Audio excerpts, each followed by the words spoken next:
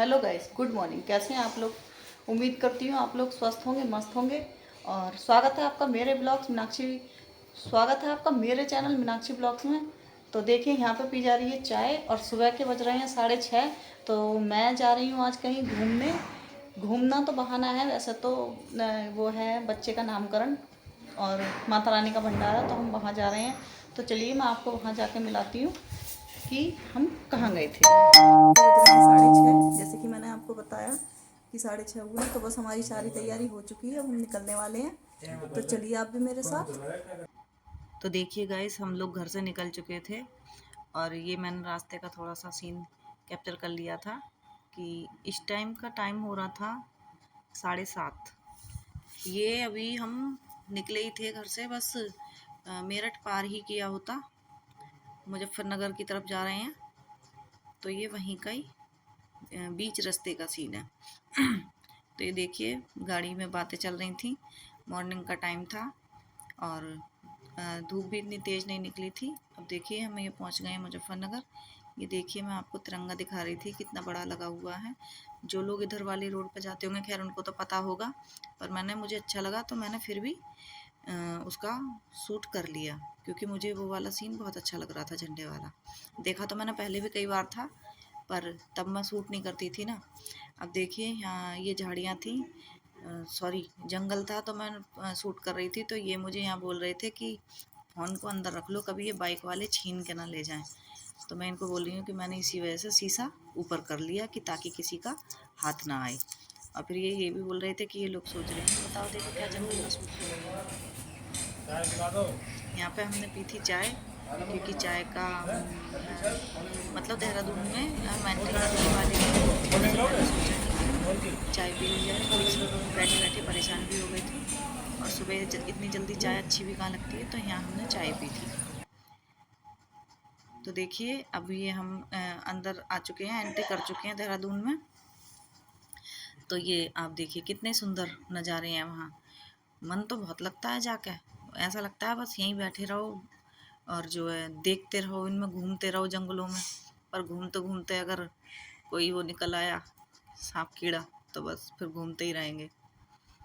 देखिए कितने सुंदर सुंदर है, कितना अच्छा नज़ारा लगता है वहाँ का। बहुत ज़्यादा भीड़ भी खूब थी, और भीड़ तो खैर नहीं है, देखिए रोड बन रही है तो उसकी वजह से कि इधर उधर बहुत सारा मलबा पड़ा हुआ था, काफ़ी जंगल काट दिया है वैसे तो। देखिए आप लोग, कितना सुंदर नज़ारा है, कितने पेड़ पौधे, पौधे तो नहीं पेड़ ही पेड़ हैं बहुत सारे।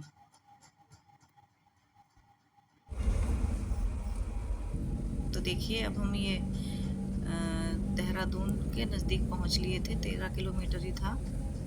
तो मैंने सोचा क्यों ना आपको ये दिखा नई दिया वाली जाए। टनल है, पुरानी वाली को बंद कर दिया गया है और नई टनल को बना दिया गया है।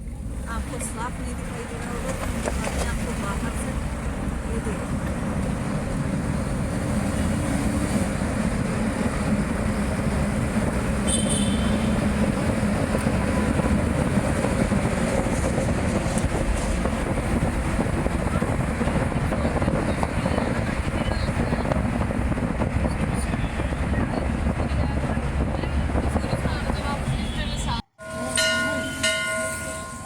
तो देखिए गाइस, हम आ चुके हैं देहरादून के डाट काली मंदिर में।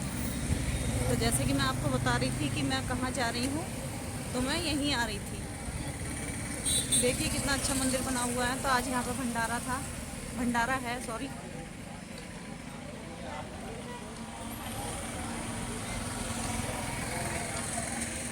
और अभी भंडारा शुरू नहीं हुआ है। आप देखिएगा यहाँ पे कितनी भीड़ हो जाएगी।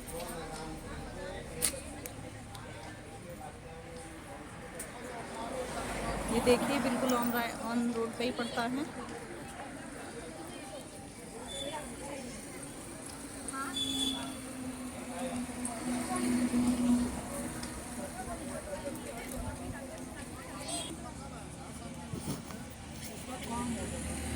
देखिए, यहाँ पे भंडारे का पंडाल लगा हुआ है, अभी भंडारे की तैयारी चल रही थी और अभी स्टार्ट हुआ था। उससे पहले पूजा पाठ चल रही थी, तो जो भी पूजा होती है भंडारा होने से पहले, वो हो रही थी पूजा। तो हम सब लोग भी वहाँ पे शामिल थे उस पूजा में। तो देखिए यहाँ ये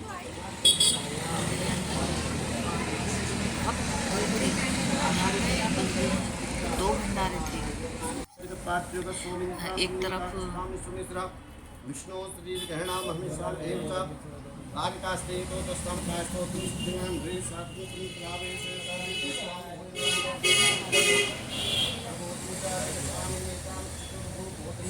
कामस्य अंतमे तो महासुरः मां भगवते नमः लक्ष्मी नमः काल्ये नमः कराळ्ये नमः जिन्ने नमः कालरूपाय नमः जिह्वाणाय नमः ओंकारिण्ये नमः शोकारिण्ये नमः टकहसिन्ये नमः मृगलोचिन्ये नमः मृगदन्तिकाय नमः श्मशानवासिन्ये नमः शक्तिपीठाय चिन्ने नमः